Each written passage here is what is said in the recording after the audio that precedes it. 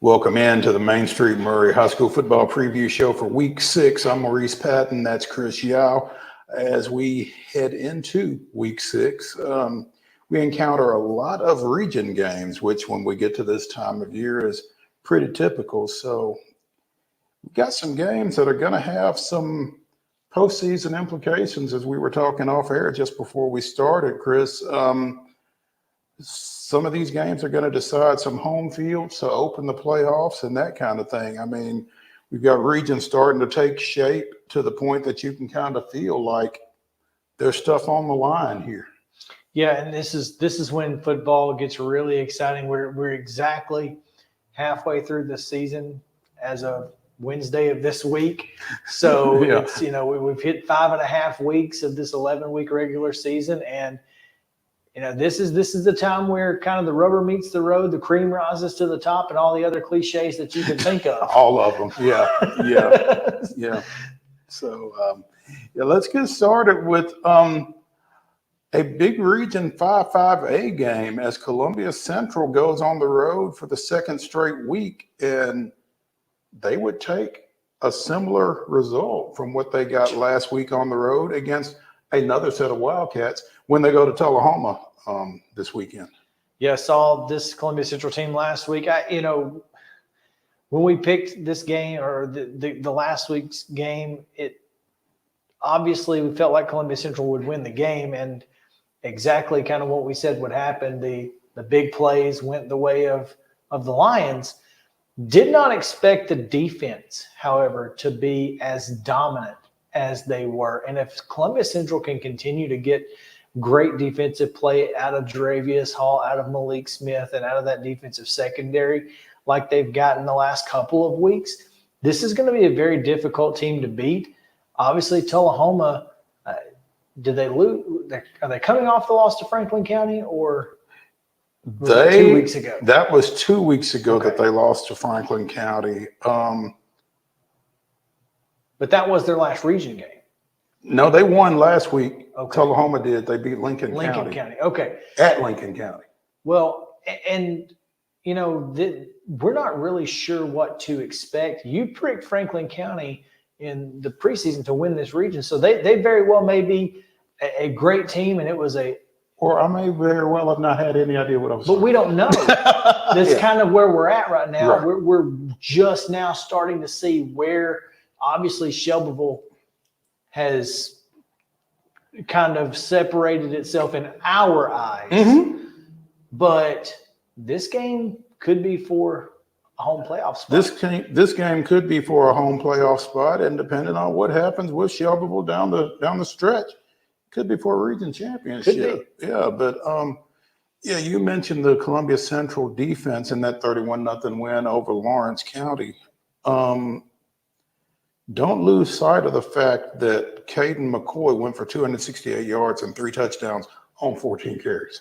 Yeah, Caden, he's just one of those guys that he's going to get his no matter what you think you can do. You think you can stop him, you can't. It's there is a demographic that will remember the Fram oil filter commercials. You can pay me now or pay me later.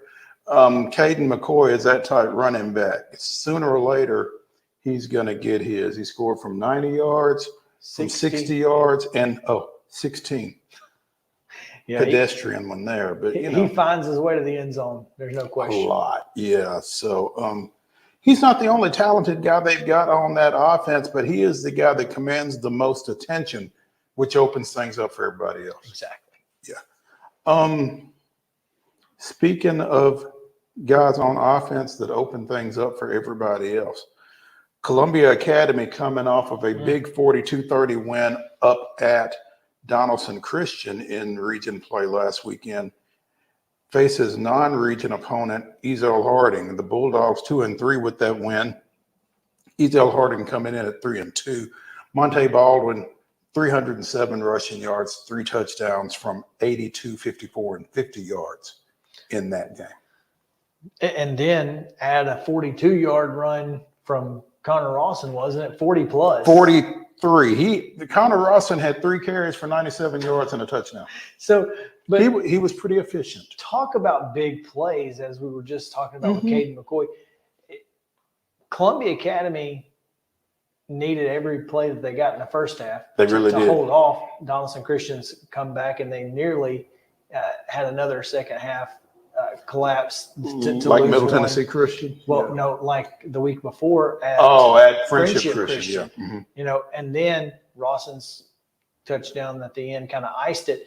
But if this team can find a way to keep the second half, you know, to keep the gas pedal down in the second half, it's super dangerous. They really are. And I think they really found something with the zone read against DCA Friday night again with Connor Rawson. You know, when those ends come crashing down on Monte, he's got the ability to get to the edge and 6'3", 6'4", he can run. He kind of looks like Ryan Tannehill, right? Mm-hmm. When Tannehill takes off on that bootleg around the end, he's gone and you don't realize it because. Well, and that's what Paul Wade even said that after the game. We underestimated his speed, which I bet made Connor feel awfully good. I bet he did too. Yeah. Yeah. So well done. But yeah, this is a game. Obviously, it's non-region. Ezo Harding's still in their transition period, I assume, back to 11-man. I guess. I'm not sure what the situation is that this is non-region, but it is. But regardless, I think this is a win that Columbia Academy needs just from a momentum standpoint. Again, they got off to that one. Yeah. And they've not won at home yet. Oh, wow. You're right. It's that scoreboard, isn't it? Yeah. Well, I don't think they're taking it down. No. Tony and Gina don't want to hear that either. No. So don't be telling that lie, Chris. Speaking of teams needing wins, Region 6-6A action.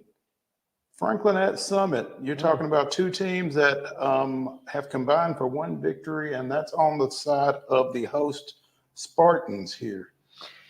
Yeah, but Franklin had Nolensville on the ropes last week up until halftime. I think they were up 20 to maybe 7 at halftime. They were up big on Nolensville at halftime. Again, got to put 4 quarters together. I'm not sure if depth played an issue in that. Not sure if, obviously just maybe some nerves of, oh my gosh, we might win we might win this game kind of thing. It takes place. You never know with a team that's 0-5. You don't know what their mindset is and what their psyche's like. Both of these teams need a win, and this game could determine a playoff spot. It could. The Admirals did eventually lose that game to Nolensville 34-23 last week. Summit fell at Brentwood 20-0 to open region play. Absolutely, yeah. I think it was 7-0 at the half, you said. If they had been able to put anything together on offense, they would have had a shot to win that thing. But two of Summit's losses in back-to-back fashion were 41-35 to Green Hill and 28-27 to Blackman. So they've been close. They're kind of teetering on the edge, and I said it last week. You can't let this Brentwood loss compound. You've got to get over the edge this week and start heading on downhill because the back half of the season is much more manageable than the front half. Absolutely. Final game before we go to a break. In Region 5 2A action, we've got Harpeth at Summertown. And if there is a team in Middle Tennessee that needs a break, it's Harpeth.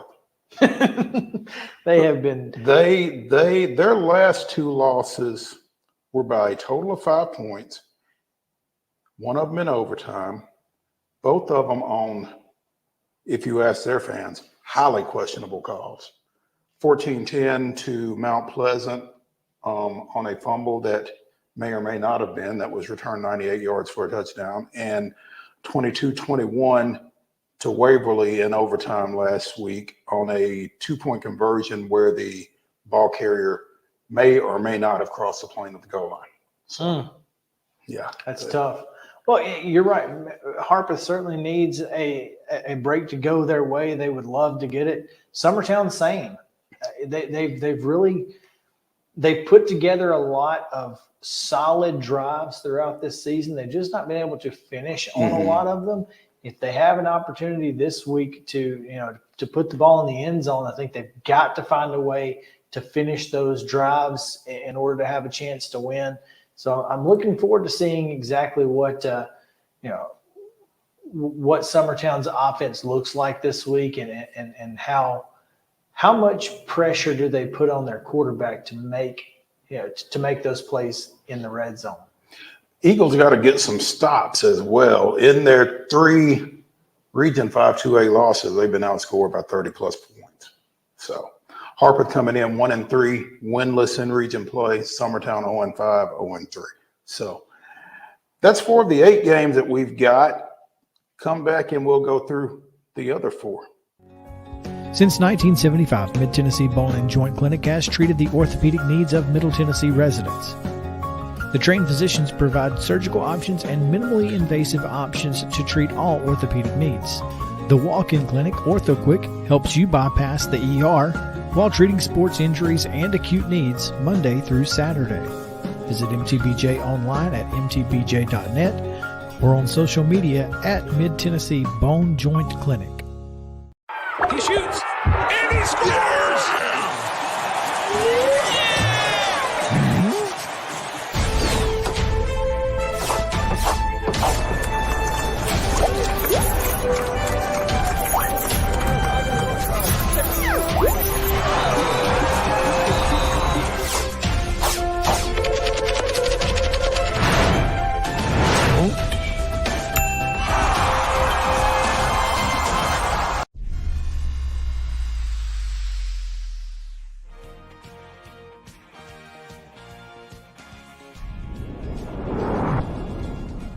Welcome back to the Main Street Maury High School Football Preview Show for Week 6. That's Chris Yow. I'm Maurice Patton. Chris will be on the ground for this Region 5 5A matchup as Lawrence County heads to North Maury County. Not to Spring Hill, but to play Spring Hill. Just a bit outside. Exactly. Both the Wildcats and the Raiders come in at 2-3 overall. Lawrence County 1-1 in region play. Spring Hill 0-1. That lost a 14-12 decision against Lincoln County a couple of weeks ago. Spring Hill 2-3. Both wins on the road. At Maplewood a few weeks ago on a Thursday night. At James Lawson last week, 27-14. So they kind of like Nashville. I was going to say Spring Hill may just want to play more Metro teams going forward, and Metro teams might not want to see the Raiders coming. Exactly. And kudos to Ben Martin and that staff for, taking their team to Lawson, a team that had won 3 games already this season. And that's why. That was the simple reason that I didn't pick Spring Hill to win, because I thought Lawson would, had a little more experience getting over the hump, and they were at home. So kudos to Spring Hill for getting that win. I think momentum wise, Lawrence County's struggling. Spring Hill's on the up swing, and I think this is going to be one of the best games of the week. And here's the thing. I think for Spring Hill to win this ball game Friday night, they're going to have to beat Lawrence County at their own game, because Lawrence County has shown that they can run the ball, not necessarily this past Friday night against Columbia Central, but they have run the ball well when they've been successful. Spring Hill got 100 yards each out of Trey Isaac and Avery Martin last week in that win at James Lawson. So, Lawrence County, and I asked about this after the game. I thought Lawrence County threw the ball a little more than they normally do. Mm-hmm. And, they actually did it fairly successfully at times. If Lawrence County finds a way to implement a little more of the passing game to open up, the running lanes, because You can't stack the box against them. Watch out. Yeah, and that's why I feel like whoever is able to make more plays in the passing game in this ball game is probably going to have the upper hand in this one, because Spring Hill's got some guys that can do some damage out on the edge as well if they can get them the ball. Yeah, and I always have. You know, they've really got a lot of great athletes on the outside. I go back to, you know, when they had the Odin kid and then Dante Prowell and even, I mean, even Landon Seacrest, you know, was a dangerous threat on the outside. So they've always had outside threats, and if they can hit one or two and force you to, you know, to keep you honest, just to kind of back some guys out of the box a little bit. You never know, and I think you're exactly right. I think you hit the nail on the head. That's going to be the difference in this ball game, is who is able to maybe hit a couple big plays deep. Region 5-2A, couple of big matchups. This one may be the less big of the next two, as unbeaten Loretto, 5-0 overall, 3-0 in region play, goes to Centerville, taking on the Bulldogs of Hickman County, who are 3-2, 1-2. Mustangs officially will be without senior quarterback Carter Daniel, who underwent surgery this week to repair a couple of torn knee ligaments sustained in that Pegasus Cup win at Summertown. But, you know, they played without Carter last weekend, and Mason Tidwell stepped in and did a good job for him. And I think Mustangs coach Barry Daniel expects that to continue to be the case. Look, I told you last week, don't be surprised if the offense doesn't miss a whole lot. Obviously, Carter Daniel is a fantastic talent, but they can throw the football no matter what. And a lot of that is because of the guys they're throwing the football to. And also, just like we talked about in the last game, they've got a couple running backs who will force you to come up in the box and try to stop the run. And as soon as you do, right over the top for 6. And they got options with Clint Seymour, with Corbin Reynolds, with Jack Welch. They got guys that they can throw it to once Jaden Stoltz and Nicholas McDowell make you come up. And you're going to have to come up, or they're going to gash you all day.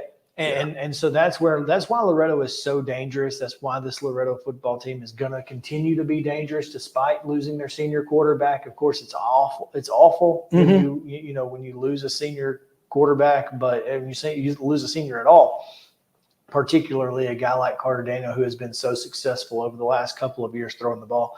So, you know, again, though, Mustangs, they've got plenty of firepower offensively, and that defense is obviously going to continue to be strong.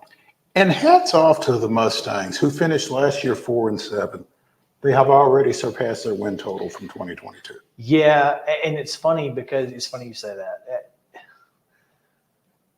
Thinking of last year's Loretto team being 4-6 going into the playoffs didn't make sense to me. Does it? Because they were as good of a team last year as they are this year, but getting a couple of course, beating Lawrence County was big, huge, and so they were able to put a couple wins on the board in non-region play that they didn't get to last year, and that's why you're seeing the vast improvement in the record. The headliner in Region 5-2A, headliner in Hohenwald, as Mount Pleasant, 5-0 overall, 3-0 in region play, goes over to 4-1, 2-1 Lewis County. Lewis County's back's against the wall. Lewis County's backs are against the wall because a win, you're still in play for a region championship, because a 3-way tie gives you an opportunity to potentially be the region champion. So you lose this game, it's almost automatic. You're traveling in round 1. Well, and not only are you traveling, but you might be traveling to a number 1 seed, because they've still got Waverly to play as well. That's right. So they can't afford this loss at home. No, this is the biggest game of Lewis County's season to date. No question about it. And Mount Pleasant is coming off of a big win over Summertown, the controversial but big win against Harpeth. Mm-hmm. This is a team that has been as good as anybody all year long in our area, even without some of their best players. Right. They've got all those players that Sans won. Yeah. And I think that Lewis County's going to have their hands full. I think Mount Pleasant's going to have their hands full because this Lewis County team put up 456 offensive yards in that loss to Loretto. Micah Godfrey rushed for 278 yards, scored twice. The quarterback, Bryson McDonald, threw for 180 yards and a touchdown. But he threw 3 picks. And if there's anything that Mount Pleasant's good at, it's going to find the football. They're ball hawks. They are ball hawks, and their guys transition from defense to offense really quick. I mean, when those defensive guys have the ball in their hand, they're looking to house it, and often do. So absolutely. And they've got their triplets, as the Cowboys used to refer to, Aikman, Smith, and Irvin. You know, they've got Brown, Mesa, and whichever McClure is lining up in the backfield at the time. Yeah, and speed kills. You know, when you talk to folks about Mount Pleasant, that's the first thing they mention is they're so fast. They're so fast. Yeah. So they make fast people look not fast. Exactly. So, it's going to be a good one, though. This is probably the headliner of the week. Yeah. Region 6-6A, Ravenwood, 4-1, 1-0 in league play, goes to Independence. The Eagles, 3-2, following a 28-7 regulation win at Beach last week. They are 1-0 in the region as well. Ravenwood hadn't lost since that season opener against Alcoa, which is pretty much what you would have expected, I guess. Yeah, no doubt. And speaking of teams and obviously Independence back not necessarily against the wall in this one, but you definitely feel like the Eagles need to win this one in order to continue to have a shot at a region championship, hosting a playoff game, because Brentwood does loom down the line. And we certainly feel like the Bruins have proven to be the class of this region to this point. Mm-hmm. Really feel like Independence knows that this is the one. This is the important one. Get this, everything else is gravy. Don't get this, you're fighting for your life the rest of the season. Right. Again, this offense continues to become more consistent behind first-year starter at quarterback, senior Luke McNeely. Had a big game in that Beach win, and I think that he is where it all starts for Independence on offense. Yeah, and Luke, not only on offense, but defensively. Yeah, I mean, he gives them so much on both sides of the football. Luke McNeely is the key for the Eagles, 100%, both sides of the ball. It's crazy to talk about Ironman football at Class 6A. Yeah. I mean, you remember, this is not the first Independence quarterback who has been a force on both sides. Jackson Campbell was so good for Independence, a few years back. So it's, while unusual, not necessarily for Independence. Independence has seen some guys come through there that have been really good on both sides. Yeah. Those are Friday's games. When we come back, we'll give you our picks for those games. And in the past, I said, we'll tell you who's going to win. But after the last couple of weeks, I'm kind of coming off of that. So stay tuned. This is Chris Yow with Main Street Sports Today. Every show, Mo Patton and I welcome friends from all across the sports landscape, from high school coaches and reporters to national, college, and pro sports personalities. You never know who might stop by for a chat. AP Tennessee Sports Editor, three-time Tennessee Sports Writer of the Year 2020 TSWA Hall of Famer. She covers the Titans, the Predators, the Grizzlies, college football, and hoops. Please make welcome Teresa Walker. Former University of Tennessee, former Team USA Olympian, ex-Cy Young Award winner, R.A. Dickey. R.A., did I miss anything? Man, that was sweet. Yeah, I need to listen to that before I go to bed every night. That was nice. Has 5 sports Emmys. That's not bad for the other guy in Wham, Ryan McGee. The other guy in Wham married the best-looking girl, Bananarama, so the other guy in Wham had a pretty good life. From preps to pros, we're taking on the sports topics you care about. Tune in across Main Street Media social platforms at 2 p.m. or on demand on your podcast distribution platform of choice.